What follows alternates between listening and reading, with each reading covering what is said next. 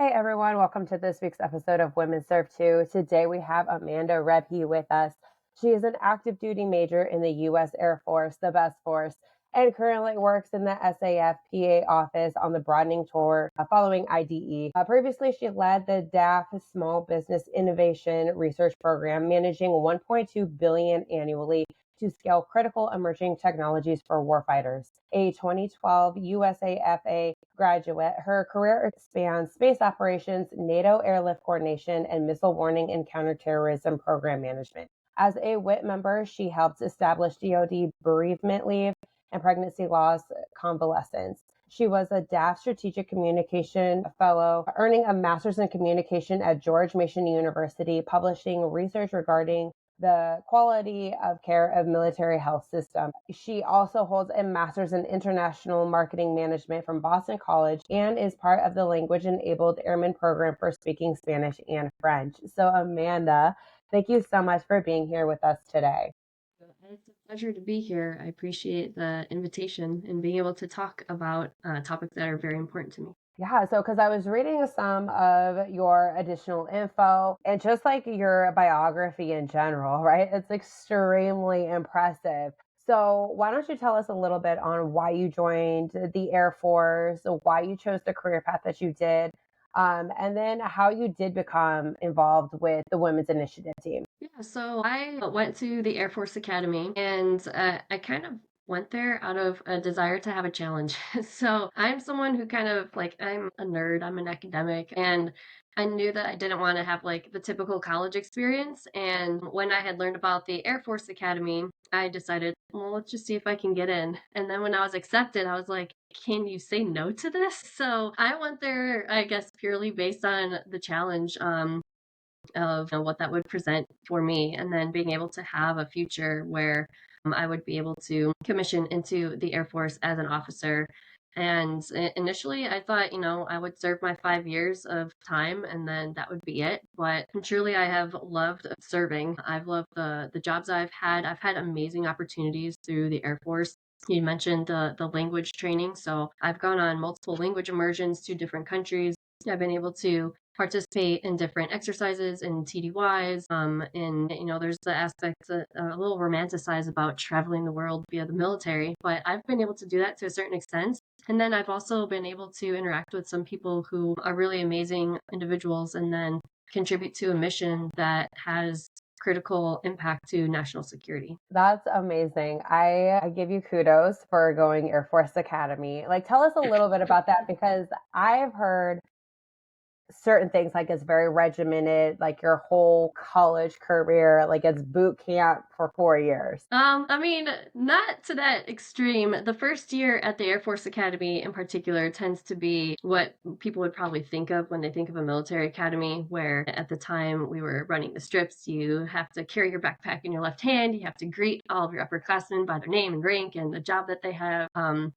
And so there was a lot of maybe what you might consider a little bit of hazing, but it was also kind of for a purpose and being able to memorize things, adapt quickly. So yes, the Air Force Academy was a bit of a challenge. Not to say there weren't hard days. There were many days that I questioned why I was there and whether I should continue.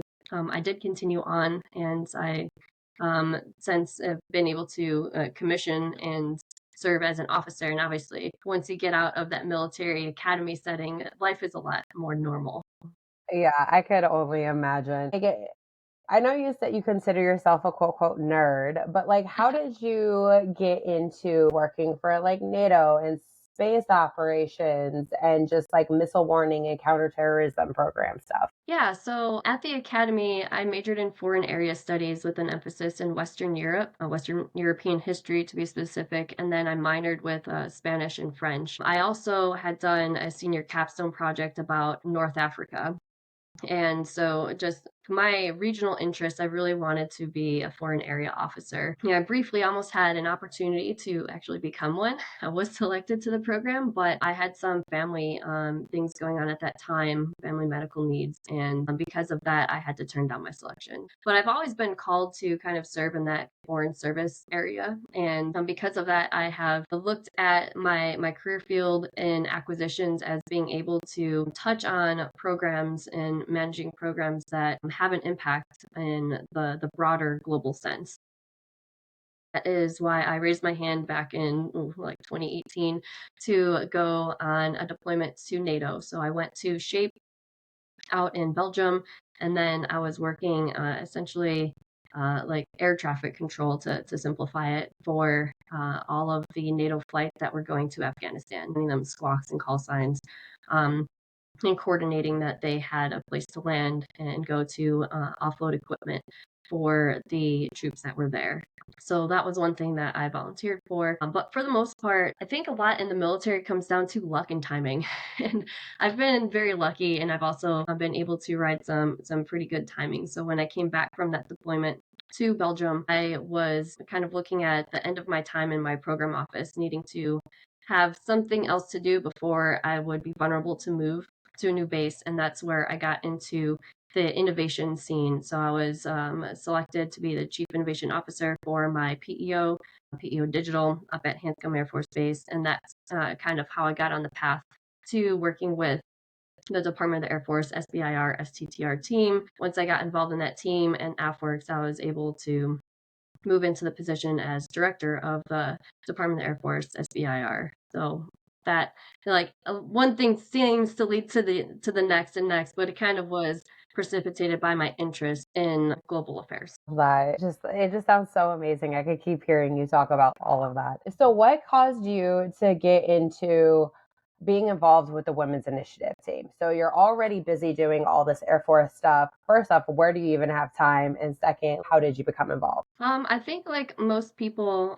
something in your life happens and you realize that there's more work to be done to help others. And for me, this was the very difficult and dark period of my time when I lost my first pregnancy.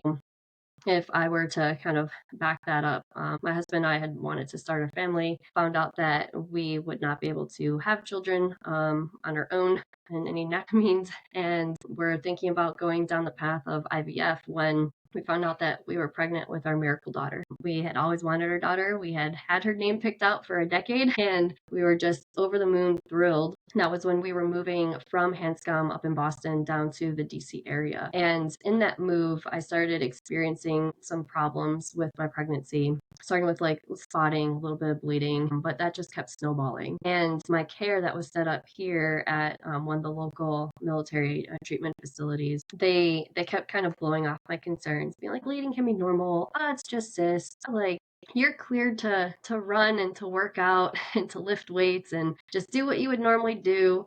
It's not going to have any detrimental effects. And that continued until I actually experienced my water breaking around 17 weeks of gestation. I knew it broke. I'd never been pregnant before, but when you wake up in a puddle and your bed and your pajamas are soaked, you know what has happened. And when I went to the emergency room, the doctor there, he actually kicked me out.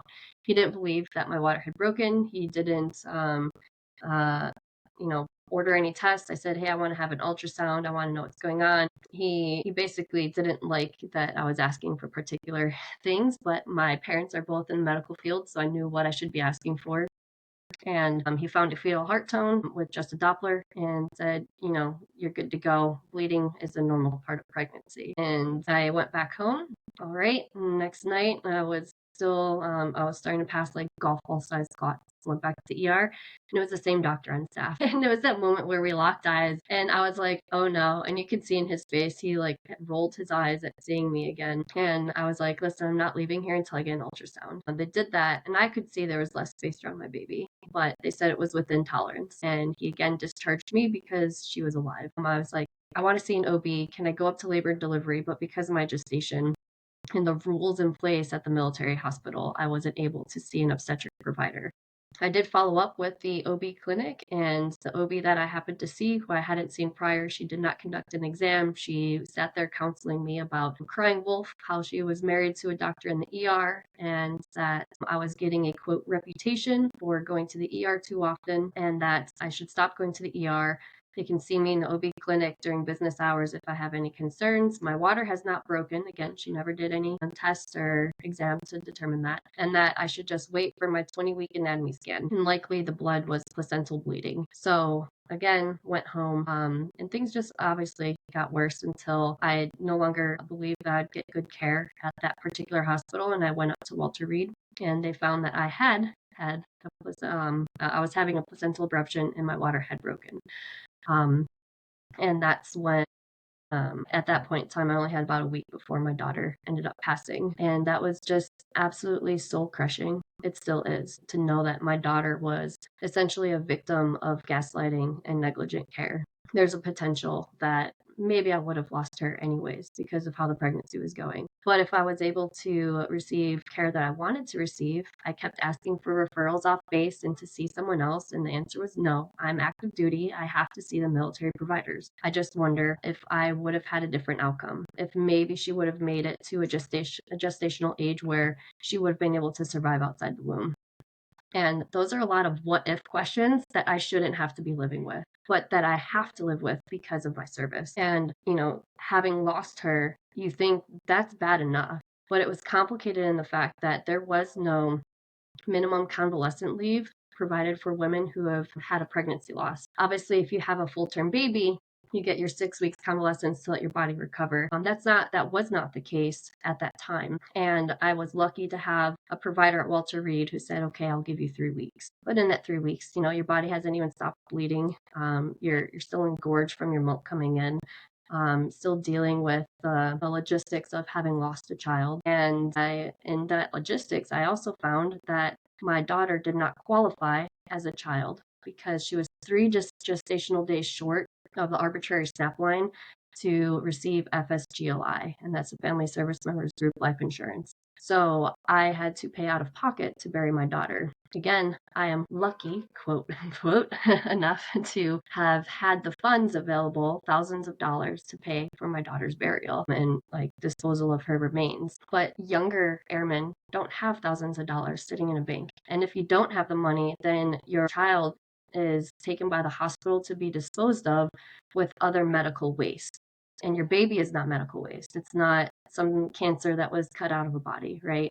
And I can't imagine being someone who just doesn't have the financial means to pay for their child's burial and have to leave their child behind at a medical facility to be disposed of like their garbage. And all of that together was why I thought I have to do something, because I'm not the first woman to lose a baby in the military, and I'm certainly not the last. And that precipitated my involvement with the Women's Initiative team, where I did go on to make some changes to convalescent leave for women who lose their pregnancies, worked bereavement leave initiatives, and now coming from my fellowship at George Mason University, I was able to actually research the quality of obstetric care within the military health system. I'm just getting emotional just listening to your story. That is absolutely heartbreaking. And thank you so much for sharing such a deeply personal story.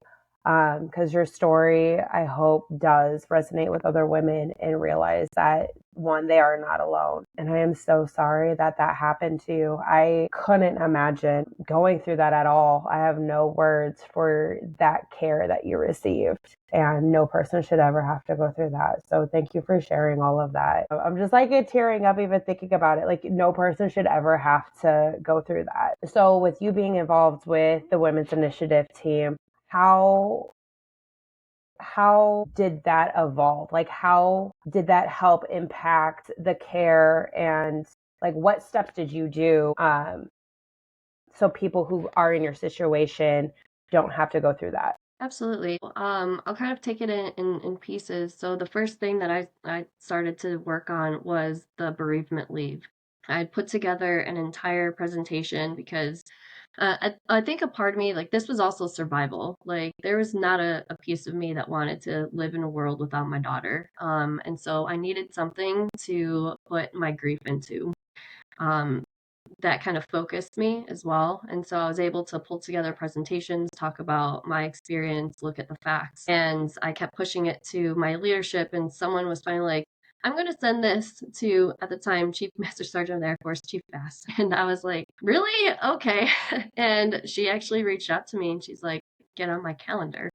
And I went to her office. I gave her the presentation. I talked to her about the lack of bereavement leave because I was slightly covered with the 3 weeks of convalescence. I was also lucky in that this happened during COVID and telework. And I had a boss who was just like, listen, you're at home anyways. I don't expect you to check in. Just don't do anything until you're ready and then come talk to me. And so I was able to grieve at home. Again, family members don't have family where they're at and able to like have a support system there. And I was lucky in having a little extra time off that other people don't have. And I wanted to make sure that people who lose an immediate family member, who lose a child or a spouse, don't have to immediately turn around and go back to work. Because let's say if it's a man, he didn't just give birth, but yet he's expected to go to work and focus and fly a plane or maintain a plane or something that has real life impacts potentially to other people right after he's lost a child, right? That's not right. And so I was working with Chief Bass as they were pushing some of this verbiage into the NDAA, and it did get approved where there is a sanctified bereavement leave. However, it only kicks in if the person does not have their own personal vacation to take off. So if they don't have the personal leave time to take off for bereavement, then they'd be able to qualify for 14 days of bereavement leave provided to them because they don't have enough personal leave balance. I believe that this could be worked more, and I would be continuing that work so that anyone can have bereavement leave. It's not a vacation. You shouldn't be using vacation days to bury your family member and to grieve. But that was really the first step I took in trying to get something passed. And then I also, in that time period, was working with some folks in A1 who were working on the convalescent leave. So the WIT team was already pushing things through, and I was working kind of in parallel. And they said, hey, what do you think of these convalescent leave minimums? Based upon gestation, how much time should a woman have to recover? And I was able to look at literature, look at science, and how long does it take for a woman's body to actually physically recover from a miscarriage or stillbirth, and then recommend to that team how much time to put in for convalescent leave period. So that was kind of how I initially got started in my advocacy in this area, and it's just kind of grown ever since. Where is it as of right now for gestational? Like, is it by trimester? Like, first trimester, you get a certain amount, or like currently, what are the standards? Yeah, it is broken down so by trimester, but then also within the second trimester, it's broken down prior to 20 weeks and then after 20 weeks, just because there is a difference between a 13-week pregnancy and a 28-week pregnancy, right? Yeah, So 1000%. Yeah. and so that more time was given there for people to recover. But it's not also just about their physical recovery and being able to have that convalescent leave protection so that they're not forced to go back to work immediately. It's also about postponing their fitness testing requirements. So, I mean, even if you're in your first trimester and you suffer an early miscarriage, those impacts are like they take several months to resolve, and you should not be testing immediately. And women were having to go and test immediately based upon the fact that that was when their fitness test was due, yet they just lost a pregnancy. So now women don't have to worry about that. There are testing standards that have also pushed out their ability to physically meet the requirements that are in place. And I know the Women's Initiative team champions a lot of different things. I know, like parental leave, even for the father, and then just there's so many initiatives that the WIT does champion. How does the readiness been improved by those changes championed by the Women's Initiative team? Yeah, I mean, the Women's Initiative team, there's so many different lines of effort that they're working. Like you mentioned, parental leave was changed due to the work of the Women's Initiative team. I'm just kind of looking at a quick list here. There's talking about women's ability to fly while they're pregnant and not sidelining those pilots. The development of two-piece flight suits to accommodate women's bodies, particularly pregnant bodies. Development of female body armor, the loss protection for pregnancy loss and physical recovery, deferred deployment and fitness testing for a postpartum period, the bereavement leave, the hair standards like the ponytail that everyone likes to talk about. So all of these things allow airmen and guardians to serve to their full capacity and not have to expend so much energy trying to overcome barriers to their service. That's really the key here. This isn't about just niceties. This is about being able to focus your full potential on the mission and not be distracted by barriers to your service. And I think, yes, women do suffer the most barriers to service, but in addressing these, it's addressing it across the force because there's second and third order effects from these changes. So if you think about a woman who previously wouldn't be allowed to fly because she was pregnant, even though she physically can, and now she has a flight suit that fits her body, that means her training and her talent are atrophying for months, waiting for pregnancy and postpartum to be over for her to get back into the cockpit. She's able to continue flying and be of benefit and allow her crew and her team to be dependent upon her talent and her innate capabilities to keep performing that mission. So that has real mission impact. All of these things do when you start kind of peeling back the onion and seeing the second and third order effects. Because at first you think, oh, well, why does someone need a bereavement leave? Well, it's not just a woman's thing. That impacts everybody. Everyone has a family where they would be, devastated if there was a loss. And again, is that someone safety wise, mission focused wise that you want working on mission critical tasks? Probably not. You want to give them time and space to be able to get their mental health in order. And I know you also said that you're doing a lot of research. You do a lot of research. You're a researcher.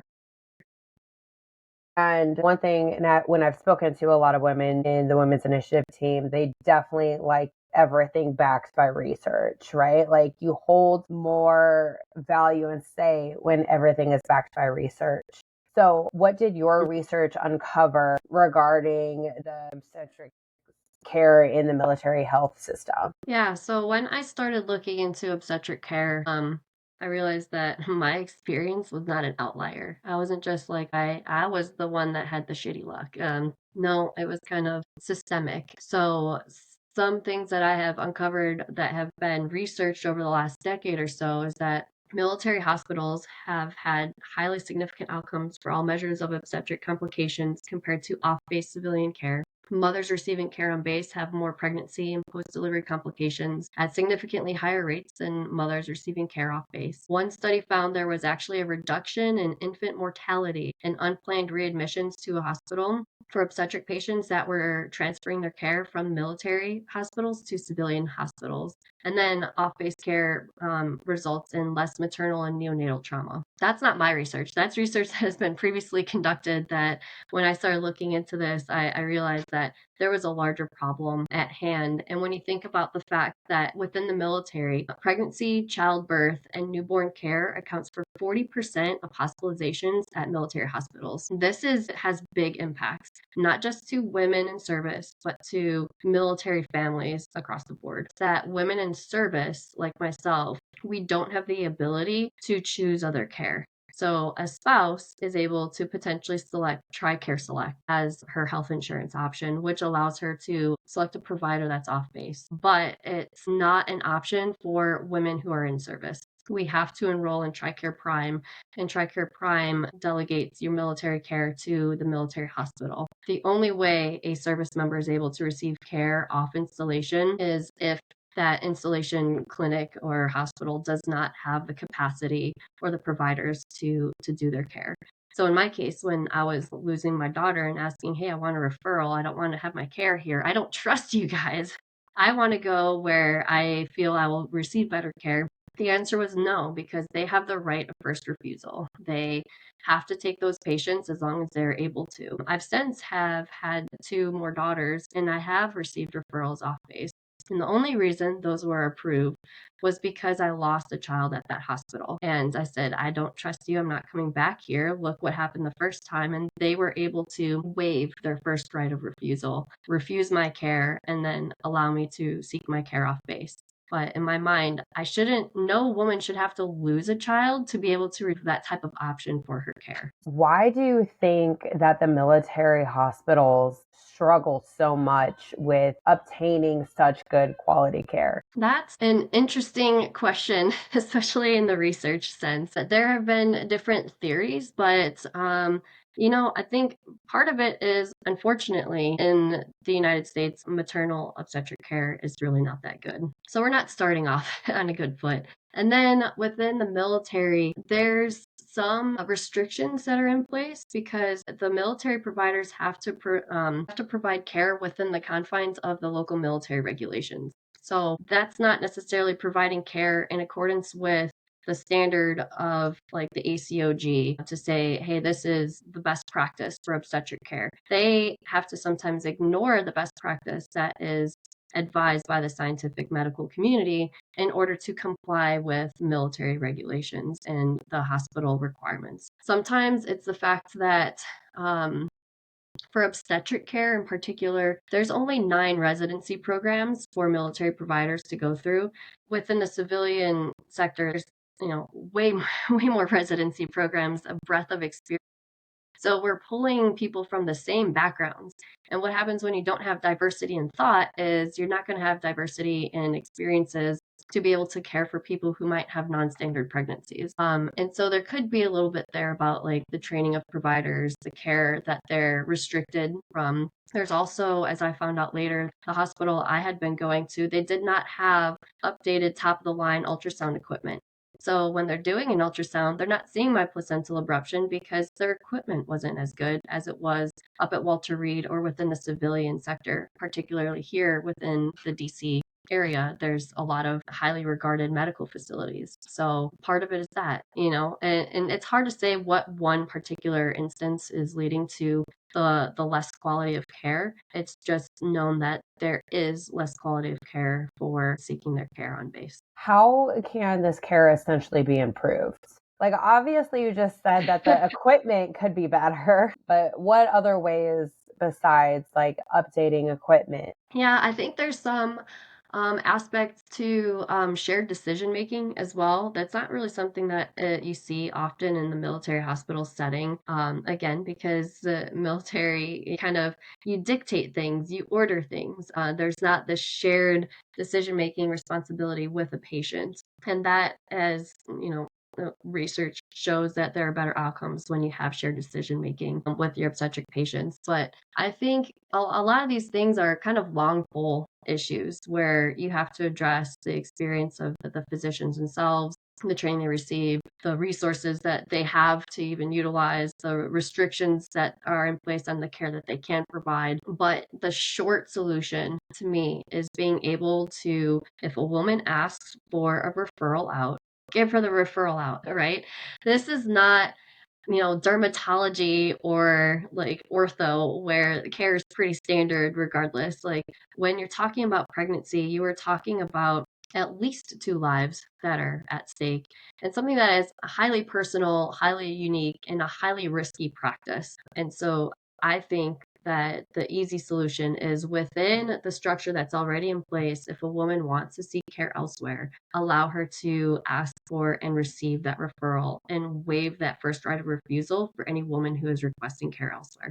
Not everyone will, right? And there could be instances like if there's a woman who's continuing to fly in her pregnancy, probably the military hospital should be following that pregnancy, right? There's some of that common sense in there, but otherwise, a woman should be able to have that right to seek care where they feel most comfortable, where the labor and delivery practices align with what they would like for their labor and delivery and for their obstetric care. Just thinking there's a lot within obstetric practice that, unlike other types of medical specialties, like it has longer term impacts. And so when you're talking about readiness and women being able to serve and barriers to care, poor obstetric care can lead to postpartum depression, PTSD, pain with intercourse, negative feelings towards the baby, breastfeeding problems, urinary incontinence, pelvic floor issues. It also impacts the child who is born with reduced possible physical and psychological behaviors. So there's adverse impacts well down the road of receiving the care that indicate a strong reason for why a woman should be able to select the provider that she is most comfortable with. You mentioned a couple of things that I like wanted to add to, like the pelvic floor. I Mm-hmm. think something that, regardless of if you're in or out of the military, but pelvic floor therapy, physical therapy is something that should be included in healthcare for Mm-hmm. postpartum because so many women, so right now I am going through PT school. So all these women think that it's just a common thing for childbirth is when you exercise, you have a little bit of leakage. Like, yes, it's common, but it's not normal. Right, right. And a lot of people just chalk it up as like childbirth. So I think a lot of like pre and postnatal care definitely needs to be looked at, especially for the woman. You can't expect a woman to do a PT test if her pelvic floor is just Mm-hmm. not functioning right. I was kind of also thinking too about when you were talking about um, just receiving care in the military setting. So my first two pregnancies were at a military hospital. And I just remember one of them was such a great experience. It took great care, whatever. The second one was rough. I asked for an epidural and I was like, I don't think it's in. Like, I don't think it's in. And this captain, I wrote a review on him. Like, I was just so mad. This captain was like, well, you should be feeling it. I was like, no, I am moving my legs. Like, I should not be feeling this at all. And he was like, well, so on the side of the bed, you could push every 15 minutes to receive a little bit of epidural Mm-hmm. fluid or whatever. That's not my specialty. So, and I was pushing that button all the time. And I was like, I know this thing is not in there. And this captain, it was right on shift change. And he just didn't want to reinsert my Right. epidural. And then so a few hours later, when it completely wore off, I'm screaming, having contractions like every 2 minutes. My kid didn't want to come out though. And then they had to call the on call anesthesiologist to reinsert my epidural. And I was like, can you please tell me if it was in or out? He was like, no, it was most definitely out. So that captain just didn't want to do his job. And it was just so frustrating for me. Some people are like, military gets free healthcare. Okay, yeah.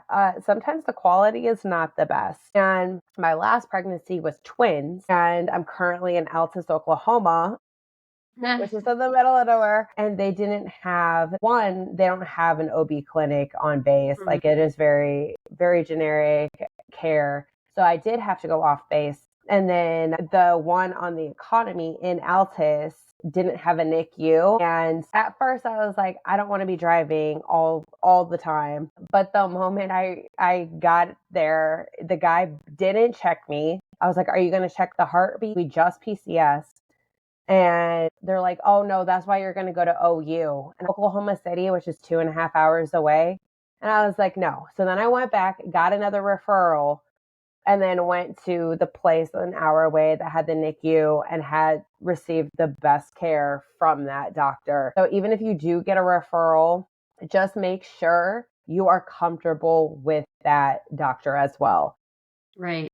Because that first doctor, I was like, you're not even going to check to make sure both babies are okay. No. So I went back and I filed with TRICARE. I was like, no, I want to go here. And I did my research on who was the better doctor, if you will, at that different location. And she was amazing, super easy. She took care of me and it was just completely different than the other two times I was pregnant. This is like deja vu because as part of my fellowship did actually three different research manuscripts, one of which was interviewing women about their obstetric care experiences. I feel like I'm back in one of those interviews because of the story that you were telling, where so many women they go through the military system having a child and they're like, okay, that was fine. And then, like, or maybe they have a bad experience or something. But even those who have a good experience, they get to their next assignment, there's no care on base, they have to be referred out, and it's like the Wizard of Oz where everything's black and white, and then you like open the door to Oz and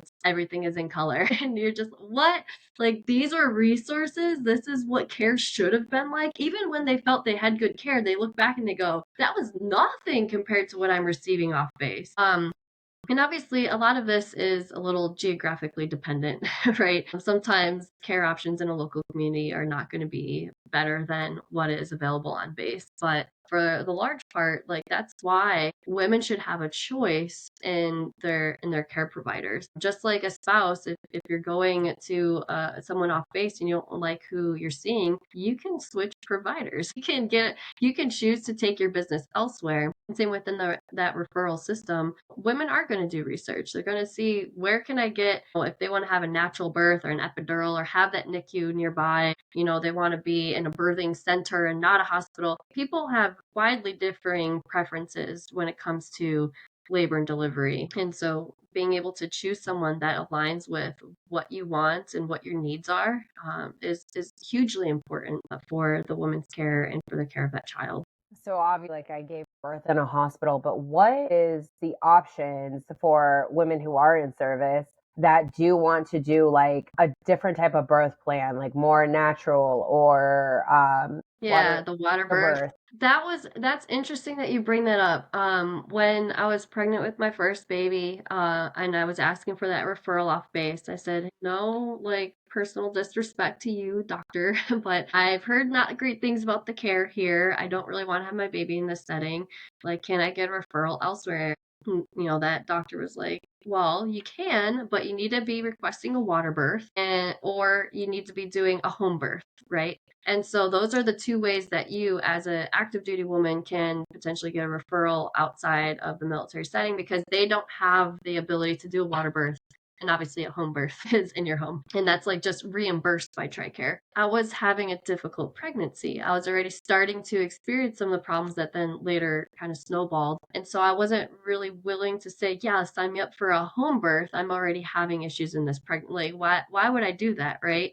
That wasn't the care that I was looking for. I wanted more specialized care. I wanted to be with a state-of-the-art NICU, and that's where I've chosen for my subsequent pregnancies. And so, yes, there are some ways that a woman in service could, within the current structure, get a referral outside of their military installation. Also, if there is no OB provider like you experienced. But short of that, you can't just say, I don't like this particular provider. It's the most intimate form of care there possibly is in medicine. And if you don't like the person that's down there, like at the business end of things, you should be able to say, I want someone else. I don't have what I'm looking for a birth. Like, a lot of military hospitals, they don't have like, what is it, the happy gas that some women prefer over doing an epidural. And so I think part of improving women's care is simply giving women the choice. Having a choice is all we are asking for. So I know it is a lot. And I was thinking of like another person I was talking to, as far as like, say if their baby wasn't developing right, and those options, and just receiving that kind of care as well. So I just feel like the whole women's health just needs to be truly kind of almost revamped and reworked, Mhm. because we're not considering some of the other factors that play into that. Right. And I would say with like my last pregnancy, so my toddler, like, everything with her was beautiful. Like, amazing pregnancy, amazing birth. My baby, she's 4 months old now. I went to the same practice, and it's a rotation of providers. And I like everyone in that practice except for one of the doctors. But I still go there because they're associated with the hospital I want to be with. And they say, hey, we know your history and we're going to give you extra ultrasound. Like, literally, I would have an ultrasound every month or every 2 weeks towards the end of my pregnancy, just to check part of that was for my like mental sanity and well-being, and then part of that is, because we have gone down the road of IVF to have our children, and so there's more risks with carrying an IVF baby. But with this last delivery, of course, the one person who was on call for the delivery that day was the doctor I didn't like, and there were issues with the labor. Everything was fine until she entered the room. Like, I had a quick 3 hours from water breaking at home to having her on my chest. It went fast, and that doctor made the last 15 minutes of pushing like an absolute nightmare. And I'm like, even within me being able to choose where I want to go and being able to get that referral, there are still instances where maybe the provider isn't the best, or maybe what happens during your labor and delivery is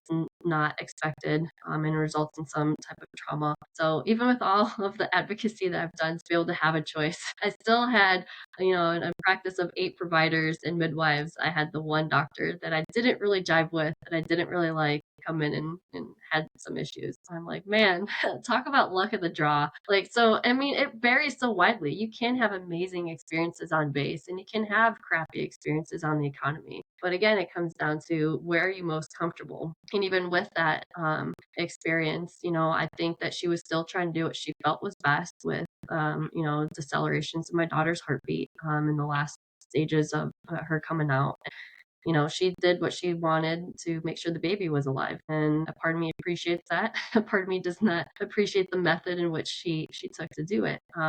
But I was still at the hospital that had a NICU level 4 in case something did go wrong. Now that you mentioned the rotation of doctors, I forgot that that was the thing. Because, like, in my first pregnancy at a military hospital, I saw the same doctor throughout, even though he didn't deliver. But he did, after I did deliver, he actually did come in and check with me. And I really did appreciate that because, like, we kind of went through the pregnancy together. And then when I was pregnant with my daughter, at Eglin, it was like a rotation of doctors. And I was like, you have no idea what's going on. And of course, it was like during COVID too. I didn't like that rotation because I was like, I don't know who you are. And now you're asking me all these very personal questions. And I did bring that up. And they're like, well, we like to have everyone have like different perspectives, provide you information. And although I respected that, because yes, there is value in obviously different perspectives, I was like, I'm just a patient to you. That's it. I'm just an appointment. Like, you're just trying to check the boxes. And I didn't feel there was like that genuine connection.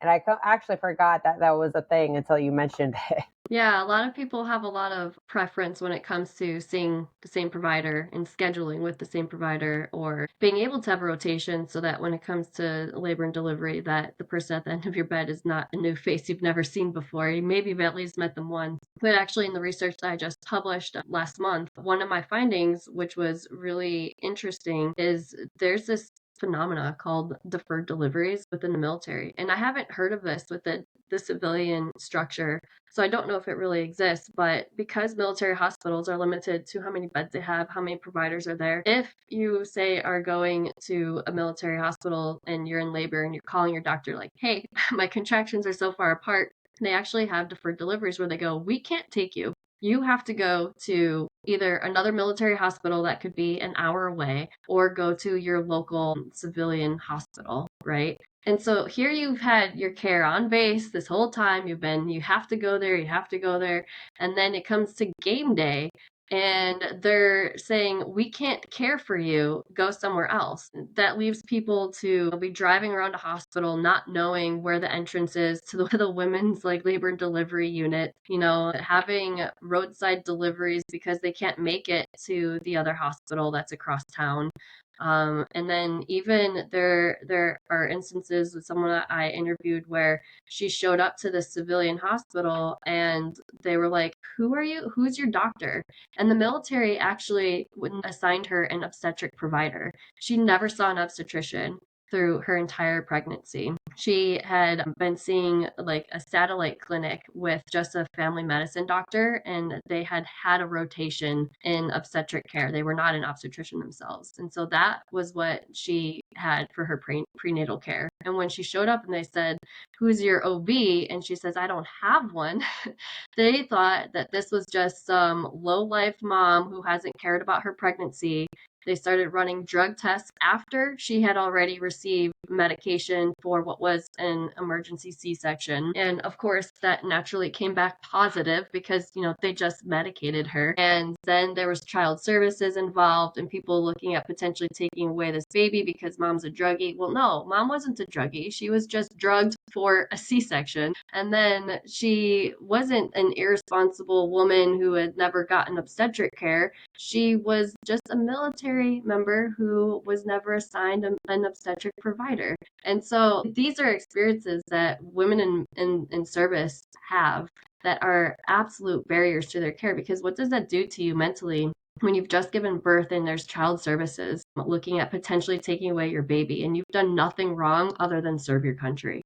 It's just absolutely mind-blowing. Talk us a little bit more about your research. Like, what have you found and like what were you researching? Yeah, so I did 3 different studies. The one that I was just talking about was looking at women's discussions online in different forums. So I went and I looked at what are people saying about TRICARE from the spouse perspective as well as from the active duty member perspective. And I just published that research in qualitative research for Medicine and Healthcare Journal. That I think largely showed that there was a preference for TRICARE Select among spouses, because even though they have a copay and it's not quote free, they are able to choose their provider, which leads to why I keep saying women want a choice, because the research shows that women just want that choice. I also did a quantitative study that was a survey taking women through the period of their obstetric care, asking them questions, and using validated psychometric surveys about their prenatal, their labor and delivery, and then their postpartum periods. And that was really telling. So if I just look at like quality of prenatal care, women with MTF care received less quality of prenatal care than women with civilian care. And then women who are on TRICARE Prime received less quality of care than women on TRICARE Select. And that repeated also with birth satisfaction and women on TRICARE Prime reporting lower quality of care for the prenatal, labor, delivery, postpartum, pregnancy outcome, pregnancy experience than women enrolled on TRICARE Select. So it's kind of showing that there is this disparity in care between the two healthcare plans, because women on TRICARE Select are able to go to their provider of choice off that military installation. I also found that of all the different adverse outcomes for a pregnancy, the single statistically significant adverse outcome difference between MTF care and off-base care was actually stillbirth, just like my experience. So there were 4 stillbirths suffered by women receiving care at their MTF compared to none receiving civilian care. And the instance of that happening just by chance is less than 2%. So you're talking about results that really show that there is a disparity of care between the two healthcare plans. And then even when you're talking about like traumatic experiences, what women seem to peg as reasons for their traumatic experiences is the physician, and physicians not listening to them or pushing procedures or things that they don't want, and then not being able to say no, or saying no and still having it happen anyways. So there's a lot here to unpack, but I think kind of the bottom line takeaway is really that women want a choice in where they can receive their care, and that there's something about military care on installation that is resulting in less quality of care and a higher risk of morbidities for the women and their fetuses. What advice would you give for women kind of dealing with this situation and then just kind of moving forward? Yeah, I think if there's a woman in the military who is pregnant and does not like where she is receiving her care, just keep elevating it. Literally, I take things to the hospital commander if I need to. I've most recently gone up to the lead for the women's health clinic, and they were able to say, okay, based on your experience, we'll waive our right to your care and send you off base. So when they say you can't, that's not accurate. You absolutely can. There is a process in place. They have to waive their right of first refusal. And then once they do that and say, I can't take care of Amanda Rebhi, then you are able to then get your referral off base. It's just a matter of pushing and pushing and pushing to be able to get that. And of course, having a reason for it is going to be more helpful than just saying, I want to. whether that's because an off-base hospital has a NICU associated with it or different means of birth practices, that is going to help sway their ability or convince them to give you that referral off base. I would also say, and some women in my in my research have done this, where they go to their base provider their whole pregnancy, but they also go to a provider they're paying for out of pocket because they feel that strongly about getting the care that they want or knowing what hospital they want to go to. And then I didn't know this. I kept going to the ER at my assigned facility with my first pregnancy with Liliana. And um, I didn't know I could go off base. I thought like you couldn't just show up somewhere else, it wouldn't be covered. So I was hesitant to go somewhere else. I have since learned that no, that's not the case. If you don't make it to your hospital and you end up somewhere else, TRICARE will still cover for your labor and delivery care at that other hospital. So women will sometimes take that into consideration and say, oops, I didn't make it to my installation, or oh, wow, I ended up over here instead. You don't have to go to your installation hospital to give birth. Just think about the fact that if they're busy, they're sending you off base anyways, right? With the deferred deliveries. So I would say ask for that referral, keep pushing it, push it up the chain. And then if you don't receive it, perhaps you need to seek care on your own dime, or perhaps when it comes to labor and delivery, if you truly don't want to go where you've been being seen and need to go somewhere else, TRICARE actually will cover that. Don't make that same mistake I made thinking I didn't have an option to go somewhere else. To be honest, I didn't think that was an option either. I thought you had to. I mean, I guess like looking back at it, it kind of makes sense. Like, what if you're out of town and then your water breaks? Like, Mm-hmm. it's not like you're going to be able to travel an X amount of time. So, I mean, it does make sense, but I didn't think that was an option as well. So that's actually really good to know. I also found out too for like VA benefits, if you were a woman that served, you could actually get your delivery at the VA hospital, Okay. which I didn't realize that was a thing either. So there's so many benefits that we could try to loophole, but we just don't know about. Right. How can people, if they have more questions or want to connect with you, how can people get in contact? Yeah, I think probably the easiest way is through my LinkedIn, just because it is kind of more of that professional setting. I think, the only Amanda Rebhi in the world, so I'm pretty easy to find for better or for worse. But yeah, you can reach out to me. I'm still trying to publish my last two manuscripts, and hopefully I'm able to do that here soon. But I'm also interested in continuing to advocate in these areas for improvements to not just women's care, but for that military family care. So sometimes hearing stories or, having lived that long, dark road process, knowing someone else is out there going through it, it gives you that kind of validation like, I can get through, I can survive. Sometimes just having someone to talk to who's been through what you're experiencing now is helpful. And I'm absolutely here for that. And I've been there for other people as other people had been there for me. Like I said earlier, thank you so much for just being so open and honest and just wearing your heart on your sleeve. I know that cannot be easy, and let alone with such a heartbreaking story. So thank you for just being vulnerable and being open to sharing that with everyone. Just to kind of wrap things up, what would you advise young women in service or looking to join the military? Yeah, I would say, service is a sacrifice. Obviously, there's the ultimate sacrifice of, potentially laying down your life for your country. But in serving your country, you're going to be asked to sacrifice a lot, from your family to your friends, where you live, what jobs you have, deploying to harm's way, your health. So there's a lot of different ways that you're going to be asked to sacrifice. And the key to this is, one, knowing that you will have sacrifices, but knowing your priorities and your boundaries, because you need to protect yourself, right? What are you not willing to sacrifice? Because if you go in with your priorities and values in firm, then service is not a burden. Those sacrifices are something that you're able to willingly give to your country. It's not something that is taken from you. So go in with your values firm and know what your boundaries and your priorities are for your service.